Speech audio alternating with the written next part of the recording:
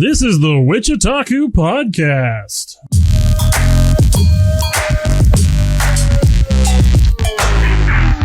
Welcome back to another episode of WichiTaku, the only anime podcast coming out of the air capital of the world. I am your favorite boy, Mikey, joined once again, as always, by my two best friends, Keegan, and Ian. Also known as the Hat Man. Today's comment is from Kinda Really Bad, which was left on episode 2. Kinda Really Bad's comment was, the episode in Shield Hero where the Pope goes Super Saiyan is the best piece of media I have ever consumed in my entire life. Absolute comedy gold. If you'd like to hear your message read at the beginning of an episode, be sure to follow and interact on YouTube, Twitter at WichiTaku_boys, that's BOIS, Instagram, which is at WichiTaku_boys, BOIS, or WichiTaku on Patreon. This is a friendly spoiler warning for the anime we discuss in today's episode. If you don't even want to risk a chance of spoilers, I suggest you turn away now. Welcome to the WichiTaku State of the Union episode and Ask Us Anything. State of the Union. We'll be going over the list of what we've been watching this season and covering some of your questions that we've collected over the last few weeks. First up on our list is Devil is a Part-Timer Season 2, the show that we have been waiting for years. Season 1 came out all the way back in 2013, 14? And so we've been waiting almost 10 years for this second season, and I can say it hasn't been everything we hoped. I'd concur. Yeah, I can agree with that a little bit. It picks up where the first season left off, and pretty quickly, our main characters suddenly have a child. Yeah. Welcome to Season 2. The devil isn't just your regular person in, reverse isekai, but now he's a dad trying to feed his kid on minimum wage. It's so relatable. I wonder how many people went from Season 1 and relating to it because they were also working a minimum wage job they weren't super fond of, to now they're still working a minimum wage job, but now they have a kid. That's a rough perspective to take, but I can definitely see a lot. In 10 years, that's a lot of time. Yeah. It's definitely enough time to have like a 1 or 2 year old child and still be stuck in a dead end job. Yeah. Yeah. It's the voice acting is really funny. The animation, I feel like the first season was a bit better. I feel like it was a lot better. I feel like the fights are so well animated in it, in my personal opinion. Yeah, they're pretty good. So although it's not like a major disappointment, it's been pretty good. We've been having a good time watching it. I think that my biggest critique is how much the faces have changed. You know what I'm talking about? Expression work isn't as good. Yeah. Well, just even like the way they decided to animate the eyes, make them look a little bit sunken in, and it just kind of, or the face looks really flat, and it's weird. But as with the first season, one of my favorite things with this has been they did a wonderful job translating the comedy into English. Yes, they did. Yeah. It's very funny. Okay. Do we want to go on to the next one?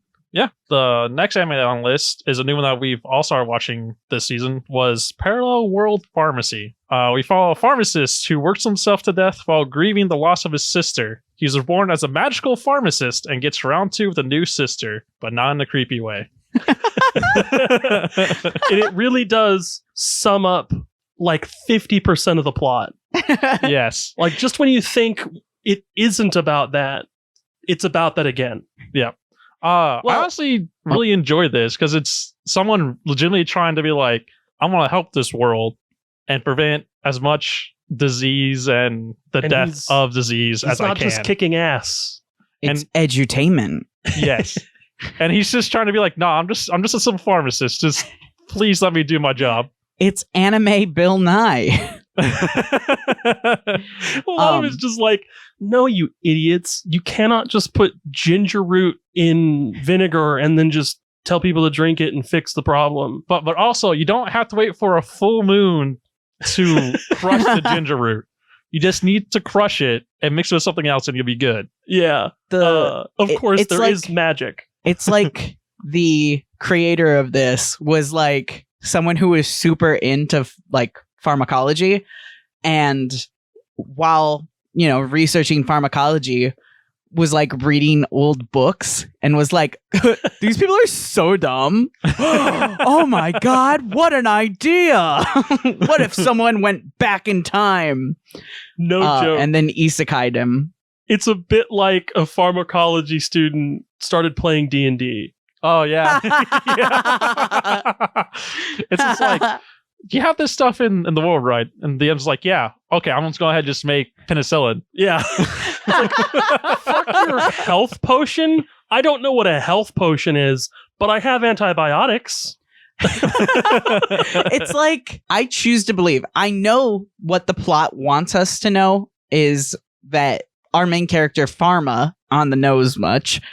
Oh, yeah. Our main character, Pharma, is just trying to help make this place a better place because in his world, regular Earth, he lost his sister to an illness. That's why he starts going into pharmacology in the first place. And so in this new world, he's just making the world a better place as best he can. But he also has a little sister in this. So I choose to believe that he's actually taking this as an opportunity to save his sister that he couldn't save, and the rest of the world is just benefiting from it. So. I don't think that's a wild take. I think that's pretty accurate. Yeah, it's pretty accurate. I just enjoy the fact that he brought socialized medicine to fantasy Europe. They get a better head start than us again. So the next anime on this list is Shadow's House. Living dolls serve as the faces for the prestigious, soot-producing members of Shadow's House. Can Mistress Kate, the Shadow, and her living doll, Emiliko, uncover the secrets hidden in the shadows of their home? We are a season behind on this. We caught up. Oh yeah, we're all caught up now. A season was already out, and we never got our attention the first time around. But as the second season came around, it caught our eye, and boy, is it way better than I was at all prepared for. Yeah. For me personally, I'm really surprised I took such a strong interest into it because it's not something I would usually watch. It combines a lot of elements together. I wanted to watch it. I'm actually the one who dragged them both into watching it because I keep an eye out online, and the internet collectively was like, hey, yo, Shadow's House is pretty fucking dope. So I was like, oh, we should give this a chance. It covers some pretty heavy themes. Mm-hmm. It, as expected, with shadows and soot. It's pretty dark. They do a good job of pulling the rug out from under you a couple times. For sure. My least favorite thing with this season, and Keegan was saying that he likes this, is it felt like in the first season, we were getting information as the characters were getting it. And so we could guess what was going to happen next. We were solving the mystery alongside of them. This season is a lot of show after the fact and then tell. And it's like, no, you had this nailed first season where we were learning alongside them. Like in the episode we just watched, it's the newest episode. Like, Emiliko can just read Kate's mind, basically, is what is implied, the way they did that. Because there's even John and Sean aren't as well connected. But Emiliko and Kate, they've got main character syndrome, so they know everything about each other. But there's a sort of magical connection there, I think hasn't been elaborated on completely. I disagree. I wouldn't be surprised if there's a reveal at some point that shit is possible, basically. No, because the implication is that Emiliko is just that close to Kate. Because you see Emiliko being selfless repeatedly because she's worried about Kate. And so from there, it's implied that because she's so selfless and constantly thinking about Kate, she just knows. But they kind of already set that premise with the other shadows around. So it's not that far of a stretch, in my opinion.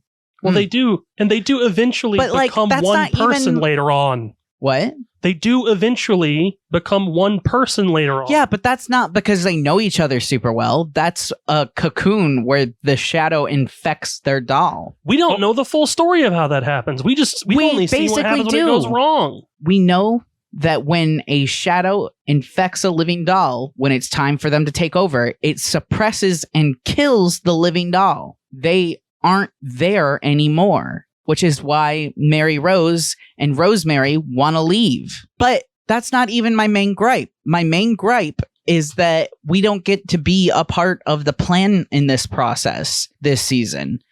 We are left as secondary writers watching it unfold. Yeah, but whereas in season 1, we were very much a part of the planning process, and then we had the entertainment of watching it unfold as expected with some wrenches thrown in.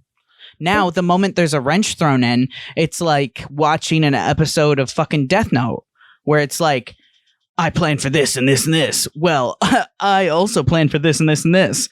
Well, I knew you'd plan for this and this and this, so I planned this and this and this and this. My God. You know what I mean? I don't think it's completely abandoned the magic from the first season. We just got done finding out who's the hooded figure and the whole bit with the thing in the garden, and I was like, well, how are they supposed to know about it? My problem with it isn't that I don't like it. My problem with it is just that bit of writing in the whole series, like, it doesn't detract from it. I think it's still an awesome series, and I highly, highly recommend it. Shadow's House, a big thumbs up. Say it with more enthusiasm. Shadow's House, a big thumbs up. Up next is Lycoris Recoil. Girls with Guns, of course. And it tackles the discussion of what if the punishment matched the crime? And we didn't pull a Minority Report. I have never had an anime grab my attention within like the first 30 seconds. You see a guy get ready to get on a train to do something nefarious. Then he gets up. Just some random girl just immediately shoots him in the gut with a silenced gun. Yeah, she walks up close, gets in close and tucks a gun against his stomach. He doesn't even fully stand up. He gets up from basically sitting and then he just gets shot. They legitimately, there's a pair of them and they close in from both sides. One of them shoots them, and then as the train passes, he's just gone and they're gone. Everybody's gone. Just disappeared a man with a bomb. Just in broad daylight. And no one's the wiser. And we're shown a montage of this in the first episode. Oh, yeah. So he's not even the first one. I think another one is a mugger, and I don't remember what the third was. But then we're shown eventually our main character, and that rather than using real bullets... Well, let me explain real quick. The people who are doing those killings, those girls are known as Lycoris. Mm-hmm. Our main character is an ex-Lycoris. And so she is of the belief of, she's of the same belief of the people at the Lycoris Cafe, which is you don't have to kill people. And I feel like the fact that she uses non-lethal bullets really hammers at home. But specifically, there's a person who gets shot because of them on a mission. She stops to take care of them and talks to them and is like, so what are you gonna do after this? And he's like, I'm gonna go home and see my family. And she's like, okay, cool, maybe stop fucking doing this. Yeah, later on, I don't think it's the same guy she treated, but he's like, yeah, there's another guy waiting outside. Yeah, it was the guy. Oh, it's the same guy. Okay. Yeah, because he treats two people. One was when she was helping protect a client and she got kidnapped. No. I'm talking about the mission where they're escorting the squirrel. There's two people she helped treat. Yeah. To touch back on the whole Minority Report thing, they intercept crime. Yeah. Actively. And so they just they put themselves in the greatest harm's way possible, essentially. And our other half of the main characters is just insane. It's like the first time we see her, she basically picks up what should be a mounted machine gun and whips it across a warehouse and takes out a ton of bad guys that were holding the other Lycoris hostage. Not our main character, but a part of her original group. And they're like, what if you hit her? What if you had killed her too? And she's like, yeah, but I didn't. So. Well, it's also like, well, they were threatening to kill her anyway. Who's to say that she wasn't dead if I didn't? Yeah, basically. So it's like, none of them got to hurt anybody else. She's still fine. What's the problem? And they're like, no, we don't like you anymore. No, you need to go and learn a lesson. We're going to go sit you with the pacifist in the corner. Oh, another thing about main character, she doesn't use like live rounds essentially. Like she essentially uses like kind of like their version of Paintballs. rubber bullets. Yeah. Non-lethal. Yeah, non-lethals. And she's literally the best agent that Lycoris ever had. As far as we know. Yeah, as far as we know, like she has a whole like she's known as the Tower Girl or something in the Lycoris organization, and she's not even a part of them. And she's like always like, oh, I have to go clean up the goddamn mess now. And there's a story looming in the background the whole time about some event that she like stopped But like by herself. Yeah. But overall, Lycoris Recoil, we are all really enjoying it, and I'm very excited to see the next episode, which we haven't been able to watch because we needed to come and record this. So, we've been watching the Slime Diaries as well. It's a sort of continuation, fill in the gaps for that time I was reincarnated as a slime. it's between season 1 and season 2, isn't it? Yes. Yeah. Okay. And from what I understand, there's more to cover gaps. So as it goes along, it'll just continue covering gaps. Because there are episodes with time skips, and I think it covers some of those time skips as well. So just basically make sure that in the universe you don't miss anything. And gives you a bit more of all your fun favorite side characters. It doesn't really focus on Rimuru as much. Yeah, Yeah. I noticed that. Also, I kind of like how they kind of slightly changed the designs of some of the characters. Yeah. For some reason, I love the old swordsman. He looks younger. Yeah, but they also gave him a mustache, and for some reason, I think that was the best choice they could have Honestly- made for him. Honestly, I love the mustache on him. the older swordsman, the oldest Oni, kind of a DILF now. Oh. Slime Diaries also connects a lot of relationships that we've seen and like expounds upon them. So it's like you think Expands? certain characters are like making eyes at each other, and this comes along and is like, yeah, they are. It also shows how they developed the town, like how I think the last episode we watched, Rimuru made a version of the rice fields or something like that. Yeah, they set up agriculture, proper agriculture. So it covers that. It covers like festivals and like some town choices that are made that you kind of see the results of, but you're never shown. It's kind of like watching a person in their Stardew Valley playthrough or their Animal Crossing playthrough, Yeah. and they're organizing their town and getting things sorted. And It is definitely like watching someone set up their game. Mhm. yeah, it's like watching, what are those games called? Keegan likes resource management game. It's when you're outside of like combat, it's your free roaming. Very much so. There you go. There's a video game there. That time I got reincarnated as a slime, both a Fire Emblem-esque battle Oh. strategy game, and in between it's a Oh, resource man. management game. I played that game a little bit. Yeah, I'd play the Dynasty shit out of that Warriors, game. but with like Stardew Valley thrown in, that'd be crazy. Yeah. That'd be pretty fun, actually. So the next anime we watched, or at least more like OVAs, is the My Hero Academia OVAs. Quirky Quirk Baseball. Oh, and some hero stuff to show us how far the students of UA have come. What a weird pair of episodes. Was that 2 episodes? Yeah, Yes, that was 2 episodes. That's crazy. I remember it being 1 episode. No. I feel like I was a little disappointed that there's only 1 episode about the Heroes Baseball League. Honestly, I really enjoyed it. I think some of the rules were a bit gray, but And Ian would know. He has an expertise in baseball. Ian, what's your resume with baseball look like? I have played high school baseball, travel baseball over the summer, and I did go to college for baseball. So I have played Baseball scholarship. Yes, I did have a baseball scholarship. So I was particularly interested in this episode. To say that some of the rules don't make sense is a bit of an understatement, but I don't use corks in my baseball, so it's hard to tell what's it's hard to say how those rules came to be. You didn't have anybody on your team that could just like make the baseball explosive? No? Well, I think specifically, even the Hero League would have a problem with that. I have never seen someone wholeheartedly throw a bat at a pitcher before. Like, who the pitcher was, I don't blame them. Full send it. Oh. Holy crap.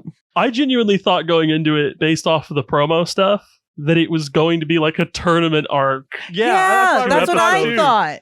But baseball, so I too was a little disappointed. I was so excited. I was expecting like a full like Hero baseball league. Yeah. And so we would get to see each team using the things they learned throughout the school year. But for baseball, that would have been so fun and cute. But what we got was basically the Lion Hero and Gang Orca destroyed their teammates because they weren't performing like they were supposed to. And each other. True. They gave each other a hell of a run. I like the fact that a villain was stealing a truck. They stopped the truck, and when the other heroes showed up, they went back to finish the baseball game. And they'd knock each other out, just essentially making it a draw for first place. The second episode of that was far weirder. Oh yeah. And okay, I was gonna be like, I don't remember this. I'm gonna need you guys to remind me. It's the happy Mr. Smile. Yeah. Mr. Smiley. Mr. Smiley. Mr. Smiley. Super uncomfortable. Mr. Smiley. A lot of it was really uncomfortable. It really is. The person that was saying Mr. Smiley they were doing way too good of a job. Into it. Really, really into it. But, I was talking to these episodes. They're fun watches. We laughed the whole time. It was very funny, especially because, like, Bakugo gets to make a fool of himself. And that's always a good time. Seeing Shoto laugh was pretty great. Him hiding his face. You mean just fall to the floor convulsing? Yeah. Man was going to die. He was. God damn. It was it was like if you thought Gentle Criminal's arc was weird. Oh, Mr. Smile. They outdo his whole arc in one episode. In one episode. Yeah. Overall, would watch again. Oh, it was for enjoyable. Sure. It was a nice little taste. We were feeling a little peckish between seasons. It was a nice little snack. Similarly, Dr. Stone is in between seasons, so they gave us a special episode to sort of transition us into the new season and give us something to be excited about, as if that show isn't already hype enough in and of itself. This time, they free another man from Stone, but this time he's good with boats. And they're going to build a boat, and they're going to navigate across the ocean. But first, they have to use a hot air balloon. Because reasons. I agree with Ian. But first, capitalism. Yes, they do attempt to reintroduce capitalism. They basically do. They went full board just printing money. And it was just like, yeah, capitalism. Because they do a good job of explaining how oil stocks work, though. No, yeah, they did a really good job. Which was frustrating, to say the least. Yeah. It may be baby's first introduction to the problems with currency. Yeah. Yeah. It's another one of those edutainment shows that do a really good job. Also, if you want to know how Bakugo would act if he was rich and could sail boats or do whatever, this is the episode to watch of Dr. Stone for that. Yeah, I was going to say, the guy they resurrect isn't just good at boats. He's good at rich, too. He's a prodigy rich person that does boats.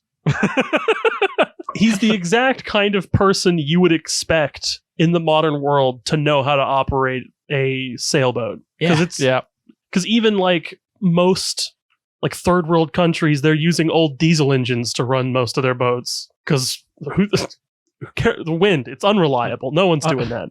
Also, we see that Senku has monster grit strength. Oh, yeah. He has monstrous grit strength. That dude should be dead. For sure. No doubt. And no one cared. No doubt. Nope. Unconcerned. Next up on the list is the Faraway Paladin. It mid. focuses on a young man raised by a skeleton, a zombie, and a ghost who contracted their lives to a god of the undead or Yeah. death. Yes. And they raise a kid, and the kid's weird. You don't say. Mm-hmm. But not like he's conventionally attractive. Like he's a human child. Oh yeah, he's normal, and he's basically a savant. Yes. I think it's implied that he's isekai too. A little bit. It's either he's isekai or he's reincarnated. Yeah, like Yeah. that's what I mean Well, by isekai. yeah. Like he's reincarnated in another world. He has implied knowledge or abilities from somewhere else. Yes. And he talks about it like a video game. Yeah, that too. I will say, with Faraway Paladin, it's one of my best skeleton designs that Yeah, I've seen. he's pretty cool. Out of all the skeleton designs that exist, I'd probably boink that one. Apparently, do you guys not think about character design in this way? so Am I weird? apparently this is not just the State of the Union. This is also Thirsty Michael podcast. Apparently. I need a drink. I need a nice tall glass of water. I enjoy the ghost as well. He's like the old grandpa / uncle that's just like mean, but also teaches you important things. It's the least annoying use of a ghost I've ever seen, I think. Yeah. What annoying uses have you seen? The ones that are always like passing through stuff and just interrupt all the time.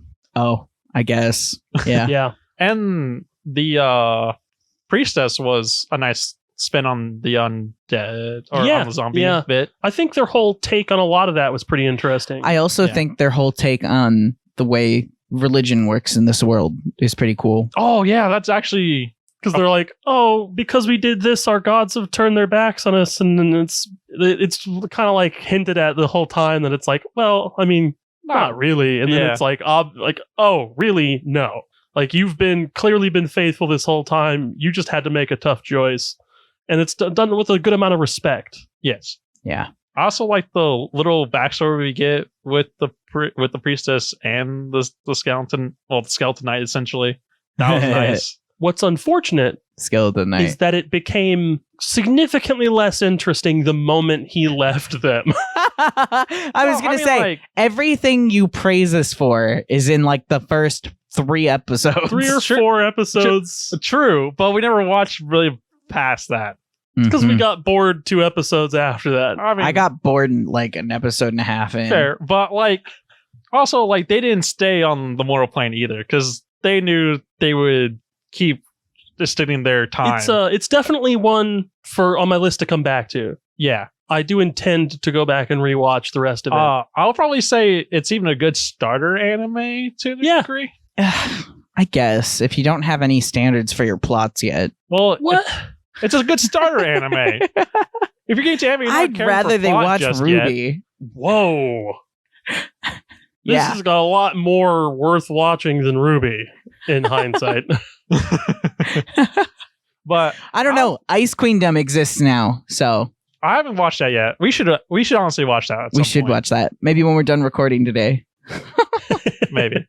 But I'll recommend it. At least the first few episodes are pretty good. I can't say much past that because, again, we trailed off. It has a good start, for sure. Yeah. So honorable mentions, stuff that we either watched, I think both of these we just watched an episode of. The maid I hired recently is mysterious. I don't think we made it through a whole episode, homie. I don't think we did either. It's weird and creepy, and I don't know who it's Uncomfortable. for. I don't know who they made this for, but it wasn't us. So, Yep. and then next on that list is Lucifer and the Biscuit Hammer. Which we have mentioned before, and not positively. It's got such a fun title. But I think all we collectively, the voice acting is not the Hey. greatest. The lizard was chill. The promo art looked good too, Yeah. so I was like, "Oh, maybe this is gonna be good." And the animation was bad too. Oh, Yeah. so bad. What was that fish creature that they literally just dragged looks like a across the flounder. screen? They hijacked something out of SpongeBob Yeah. and then 3D animated it or something. I don't know what Ugly. it was. I don't know, man. Yeah, but So- the lizard's chill though. Yeah, lizard was chill. And that concludes the State of the Union, and now begins the AMA, we posted the question, Ask Us Anything, on our Discord and our channel's Facebook page. And we got actually a whole lot of questions just from like a couple people. So I guess I will read them off to you guys and then we'll all answer. Thoughts?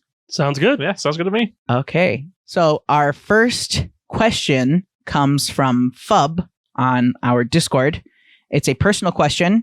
They ask, have you ever had that moment where you were watching something you thought that you shouldn't, like you were young and something violent or inappropriate came on screen? Oh, man. I just immediately refelt that the feeling I got the first time I watched Full Metal Alchemist, the original, where Scar kills the Chimera. And splatters it against the wall. And you want to talk about feeling like you shouldn't be watching something? I think any anime with a bathing suit scene or a spring scene You mean when I was a kid. Huh? You mean a beach episode? Basically. Yeah. I never really had like I shouldn't be watching this feelings until like those scenes came on. Otherwise, it was mostly for me it was manga. I'd be reading something. I'd find a doujin or something and I'd be like 12 to 15 and like I shouldn't be reading this, but no one's gonna stop me. So I have a memory when my older brother used to live with my parents and I or whatever. I would sometimes I'll do the younger brother thing of hiding in the hallway, trying to see what he was watching. And he watched Cowboy Bebop. So like it wasn't anything like really too bad, but there were like maybe some like I would hear some like Faye gunshots or something. Valentine is enough to potentially make a young man. Faye Valentine showed up and it's like it's one of those few months where I just kind of just went back to my room, realizing that maybe I shouldn't be watching that. Okay, At least not yet. This just reminded me. I watched the Cowboy Bebop movie with my siblings, and there's the scene where the villain cuts open the front of Faye's shirt, and the boob animation is so powerful in that scene. Yeah. And I watched that with my brother and my sister. Oops. Yeah.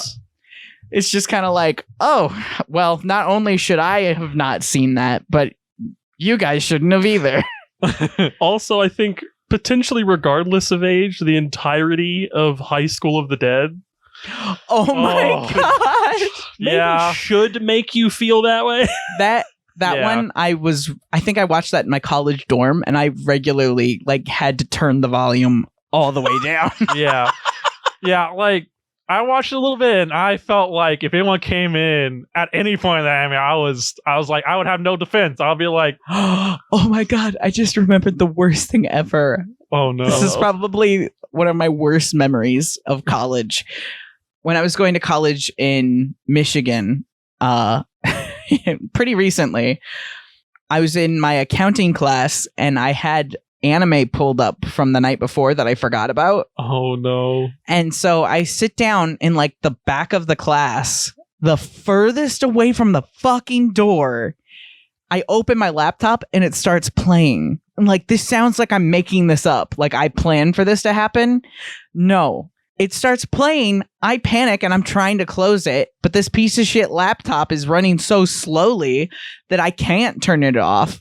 So I'm just like slamming the power button while running down these stairs from the back of the classroom out the door. As soon as I get out of the classroom, it powers down. So, was it just like the stereotypical, it sounds like you're basically watching hentai? Yeah, it sounds like I'm watching porn, basically. I was so mad. I was like, ugh. I almost, at a certain point, just wish it had been porn. Yeah. Because at least my classmates would have laughed instead of looking confused and concerned. Yeah. So, next question comes to us from Sick Boy. It's an anime question. They ask, why is isekai popping off in recent years? Escapism. Yeah. Power fulfillment, power fantasy. Yeah, it's all escapism. I'll also say that anime does the same thing as movies in the West do. If it's cheap to make and they know it'll make money, they're gonna make it. True. So yeah. Here in the West, that's Marvel movies. Good luck seeing anything original here in the West, movie-wise. Same thing in Japan right now. Isekai sell because of escapism. So, yeah. like, Not saying- isekai's always been a thing, but Yeah. The rise of technology, I think, is really that makes it translate easier for us. Yeah. I also love the fact that some of the first few were actually pretty decent and stuff Yeah. like that. So we just did a whole episode on this. So by the time you hear this, hopefully you've heard our opinions on isekai in that first episode. Which we aren't done with. Yep, we're gonna do another part sometime in the future. The next question we have is also from Sick Boy. It's another anime question. What is your favorite and least favorite in the genre, in the isekai genre? I have two favorites. Well, or at least two favorites that I can narrow down. I'm really enjoying Overlord right now, and I can always go back and rewatch Reincarnate as a Slime. Those two are really good. I'll probably say my least favorite would be probably SAO at this point. Yeah, like it could have been better. And like I tried to watch Actualization, which is I thought that was Alicization. It could be. I could be misreading it.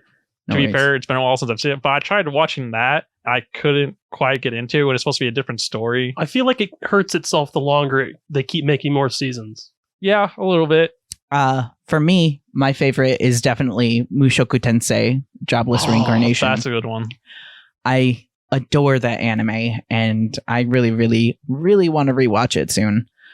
As for my least favorite, anything probably after season 1 of Sword Art Online. That's fair. Because here's the thing. I don't tend to watch, this is going to sound really cocky, I don't watch bad isekai. So if I watch it all the way through, but then I'm never willing to watch a future season of it, yeah, it's probably not great. And I also scroll online to look for what other people recommend because isekai is such an easy genre to fuck up. And I don't want to watch a bad isekai. There are so many good anime out there. Why would I want to waste time experimenting with isekai?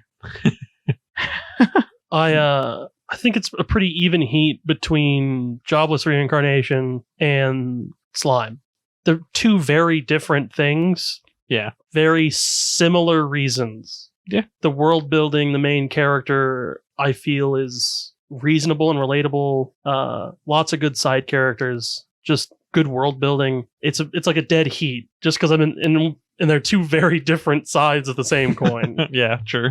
On the opposite end, ReZero. Oh, I forgot that existed. Yeah. I All legitimately right. forgot that existed. All right, is I'll concede to trash. that. I watched all of that. I liked it at the time, and then I hated the ending, and then now I tried to rewatch it with Keegan, and I couldn't even make it through the first episode. I just saw the premise for it, like just a small little clip, and I was just like, no, I just refused. I think it could have been good, but I don't like it. Though Shield Hero's pretty high up there on my shit list too. But I've actually watched that one. So I Yeah. can really say that Shield Hero's on my shit list. Now, all of the rest of the questions are from Stein, aka Goneko. And there's a chunk, and I appreciate them because they're all pretty damn good questions. Okay, so Stein asks an anime question. What do y'all think about the evolution of design in anime?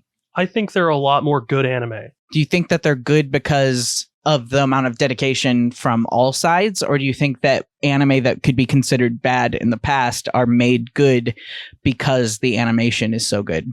I think it's easier to make decent animation, and so a lot of the other stuff around it is helped by that. And so your average product, I feel like, has sort of had an upward slope gradually. Overall, anime is getting better. Yeah. I'm like seeing how the variety of styles that we're seeing to a degree. Like people are more confident in doing styles for different genres to a degree, as far as I can see. And it's just really nice just to have, Demon Slayer and My Hero out together, and they're both just different enough. I'm grateful that as we've seen anime evolve, we paid our dues. They went through the big eye, super expressive, and a million rays of light in the eye. They figured out how to do a complex eye that's simple enough to animate. So that alone, I can tell you guys, has slashed the budget on so many different anime. There's a whole documentary that's an interview with an animator that's talking about how just the cost of like eye animation makes making anime incredibly complicated and more frustrating than it's worth. Yeah, and also going back to the different variety of styles, you're starting to see which studio is animating what anime a lot easier, I would say. And there's a level of collaboration happening. Yes, for different parts of projects. Mm-hmm. So you have different studios working on different parts of My Hero. And so you wind up with like fight scenes that are just mind-blowing and just visually incredible. And it's because there's a lot of teamwork happening on the back end. Yeah, that makes that possible. And it's really great to see. Or getting an animator from another studio, like not even the whole studio, just like an animator who specializes in something. Like there's the fight scene between Bakugo and I think it was Uraraka. I'm pretty sure that fight scene, the way the blocks are animated as they explode, that's done by someone who's from a totally different studio. When they explode outward and they're very cube-like? Or... Yeah. No, that was the Deku Shoto fight. Where that whole arena was my bad, destroyed. Yeah, that was done by an animator who specializes in that style of animation. And you can tell. Yeah. Love was put into that. Yeah. And like you can even see it with the Chainsaw Man preview videos. Mm-hmm. That whole style. It's so distinct. So good. They're definitely getting better at translating the source material's style and appearance into animation. Yeah. They're just getting more and more accurate. And it's just so beautiful to see. You can really see it with like Demon Slayer. Whoa. Gorgeous. Next question from Stein is a Japanese culture question. What is your favorite moments of Japanese anime interpreting other countries? Ooh. I think it has to be Yu-Gi-Oh! Are you talking about Keith? Yes. Bandit Keith. Oh, he hands down is the funniest American character in anime.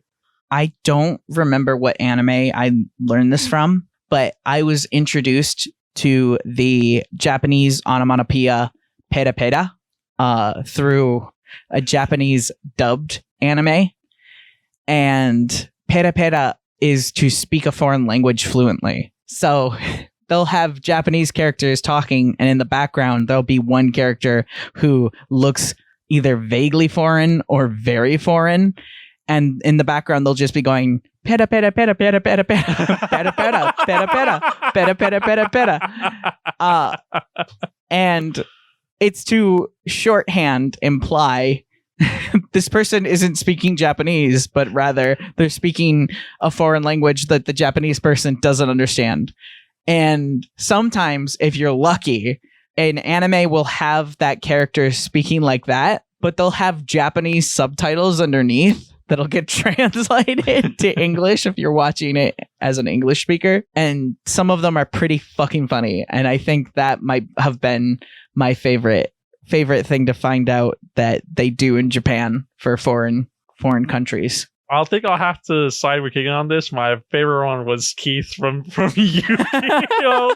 Like, he was wearing an American bandana. He was wearing sunglasses inside, like, and he had leather jackets, boots, like the whole 9 yards. Isn't it denim? Yeah. Yeah. Like, he's got an American flag headband. Like, he was like the American biker, and There was a guy that was like exactly like that caricature near the university I went to school at in Japan. I wish I was kidding. I told you guys this story, and I'm sure I have video of this somewhere. But there was a biker who was like our Doulahan. We were like, I saw him today. I saw the biker. And everybody's like, no, you're making this up, because there's no way someone in Japan, a Japanese person, owns a motorcycle that has an American flag on the back of it while wearing a leather jacket that has a bald eagle, and it has LEDs underneath it that light it up, and then it also plays at max volume, "Come on baby America." That's not real. There's no way. And then you would be walking by yourself to go downtown to the mall, and you'd see him, and you're like, oh my god, he's real. The next question is a personal question, also from Stein. Tell us your waifus and husbandos. Can we skip this? What? You don't have a husbando? No. You don't have a waifu? I absolutely don't. I'm trying to think if I do anymore. I'm trying to think if I have one that isn't weird now that I'm 30. That's weird now that you're 30.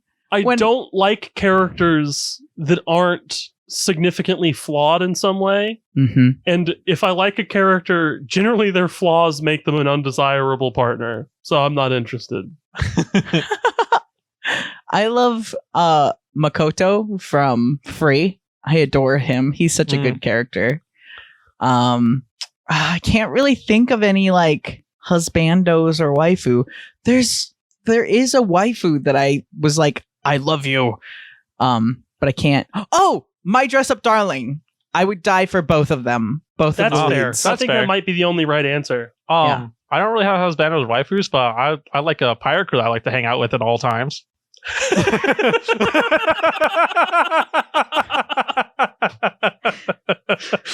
Are you even a One Piece fan if you wouldn't, hang out with Luffy?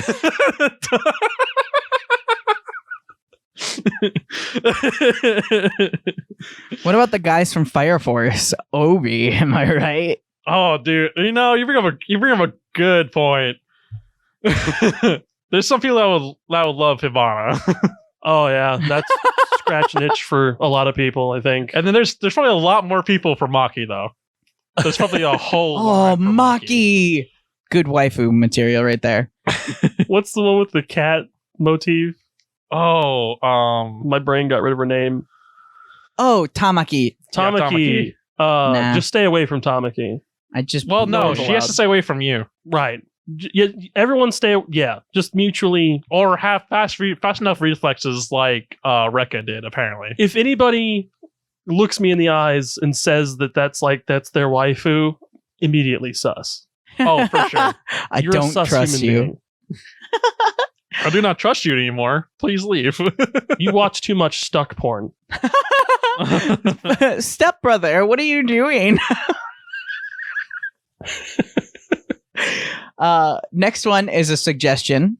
Stein recommends us to try Toriko. It's dumb fun, like Dragon Ball mixed with Food Wars. Or perhaps, can I interest you in some JoJo? Listen, I'm already kind of watching JoJo's. I have to take breaks from it. There's only so much weirdness I can take in one sitting. I'll take the Toriko recommendation to heart. You can keep JoJo's. Yeah, I don't see why we can't try Toriko. I thought it was something I knew, but no. When they compared it to Dragon Ball and Food Wars, I'm like, no, I have no idea what you're talking about anymore. So, are we talking about the cooking part of Food Wars or what happens after people taste the food? Who knows? They don't specify!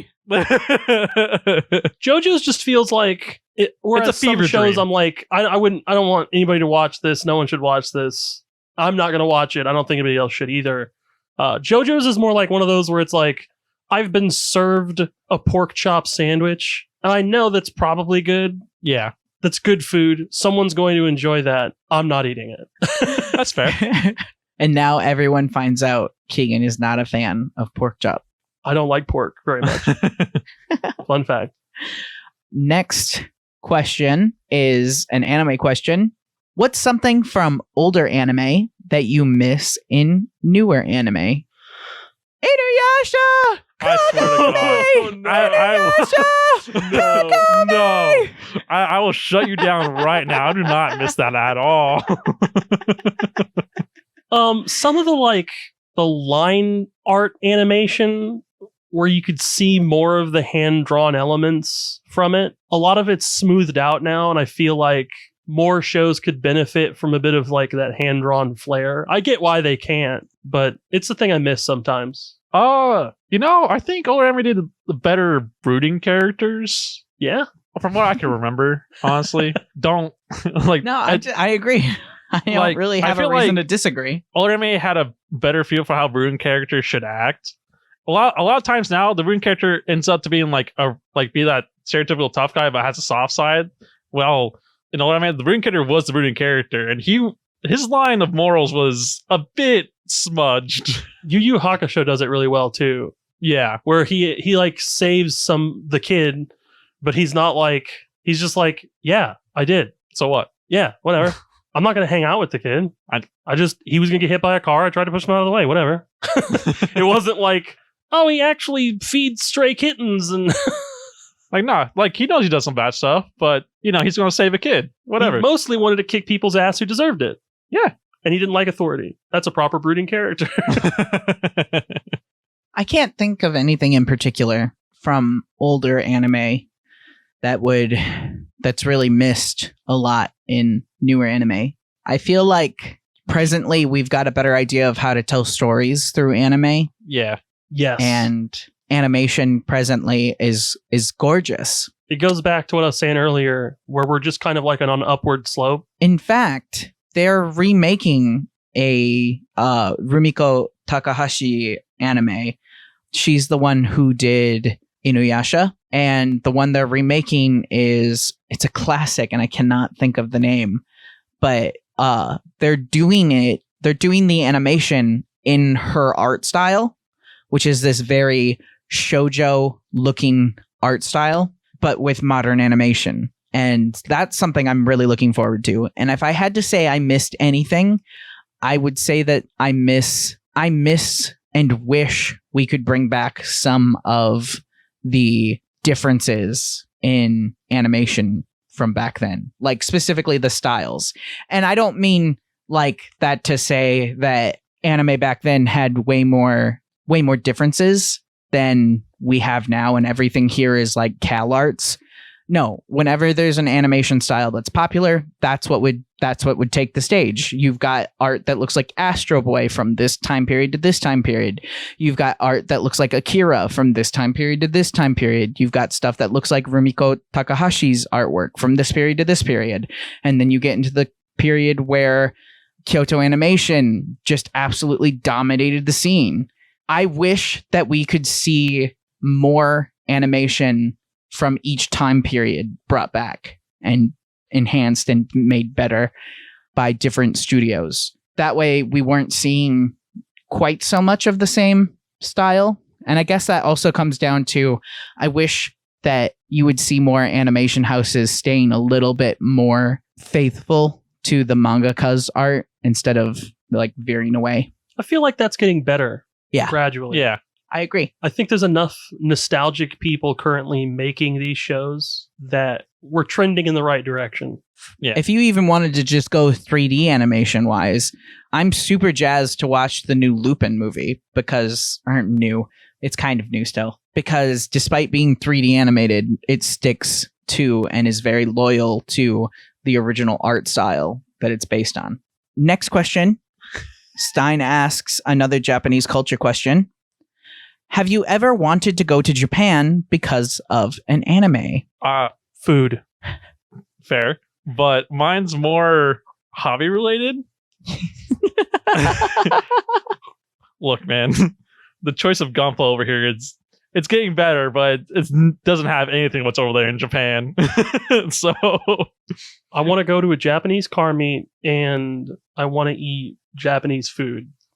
Yeah, the food does look really good. I have only had one or two things I would consider bad. And that's it. I Japanese did food's go to so Japan delicious. because of anime. And the punchline comes in. Yeah, I figured I'd let you guys say your piece first. Yeah, I lived in Hirakatashi outside of Osaka. I guess you could say it was kind of in the triangle between Osaka, Kyoto, and Nara. And I went to a school called it was just called Kansai Gaidai for short. Or it was Kansai Gaikokugo Daigaku, which means Kansai Foreign Language University. So You were there for almost a year. How are you struggling so hard? I haven't actually practiced my Japanese in over 3 years. So Language is something you gotta keep practicing, man. it really, really is. By the time I left, I was like just fluent enough to like keep myself out of trouble. Now I'm like, Konnichiwa. Boku no namae wa Maikuru desu. And it's like, no, what happened to it? What happened to my Japanese? My Nihongos, they're no longer Jozu. All right. Just so people are clear, I can speak Japanese. I was just goofing around on that. Boku no namae wa Maikuru desu. Thank you. And I did get to eat a lot of Japanese food. That was the healthiest year of my life because so little Japanese food has milk product in it, and so little Japanese food has like red meat in it, that when I came back to the US, I was very, very sick very, very often. And that was basically how I found out I can't eat most meat, and I definitely can't have milk products. Next question is a personal question, and it's, what's y'all's type? I've been quietly laughing over this away from the microphone for almost like 2 minutes. Just because it comes out of left field. It almost comes across as like, no reason. Yeah. I have the simplest answer for this. Boiled it down. I like small, feminine people. Nice. It just Nice. doesn't matter anything beyond that. Yeah, Gender your personality expression, can be whatever, dog shit as feminine, long as that's you're all I small care and about. feminine.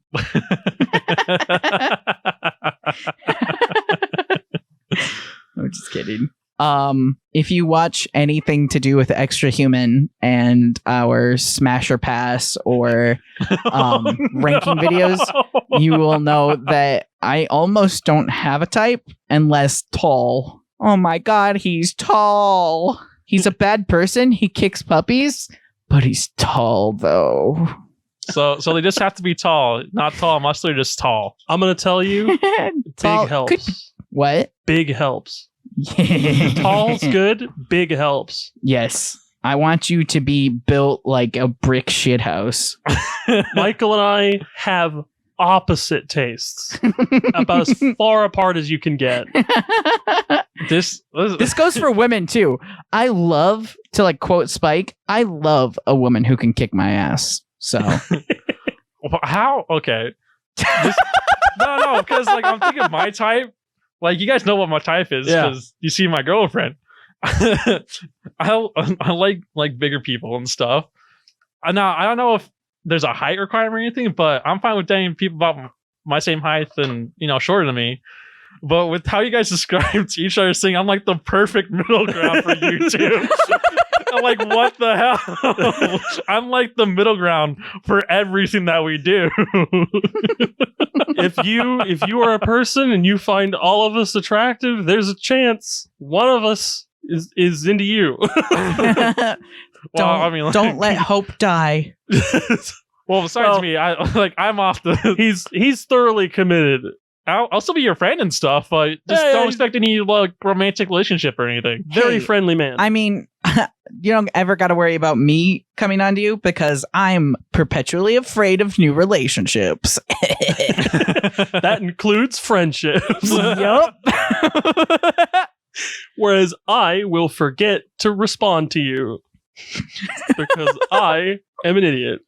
And then All right. then they come to me to talk to you two and be like, "Hey, follow up. Come on." I think that's like the biggest problem for Ian is that people will come to him to talk about us instead of talk about him, and he's like, "Oh, okay." It'd be like, "Hey, can you contact them?" I was like, "Yeah." I thought you wanted to talk about Gundam.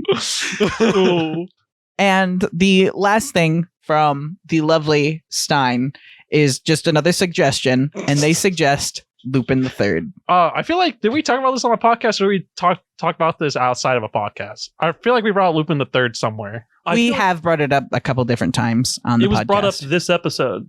Well, yeah. Oh, briefly. The only thing I really know about Lupin the Third is I became obsessed with the samurai? with an not OVA. What are they called? Anime music video. Yeah. Oh, yeah. AMVs, yeah.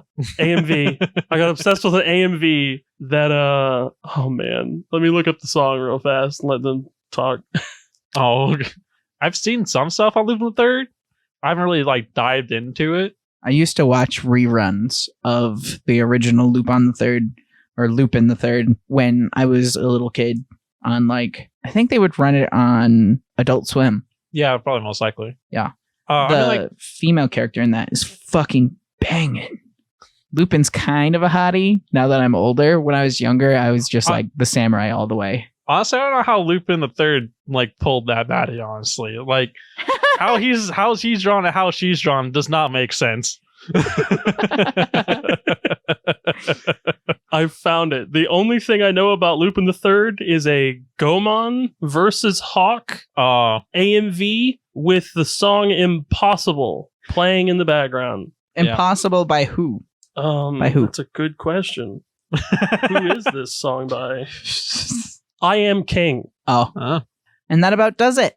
That is the end of our AMA. I hope you have enjoyed everything you've heard here. If you have, be sure to spread the word. Be sure to share the podcast with your friends, whether that be on Apple Music, on Spotify Music, Amazon Music. We're everywhere, baby. Is there anything else I should add to the end? Shout out to all my femboys and tomboys of the world. Much appreciation. What the fuck? And that's the end of the episode. Bye. This has been the State of the Union. Till next time. Oh, I thought you were going to say Hat Man out. He's broken me.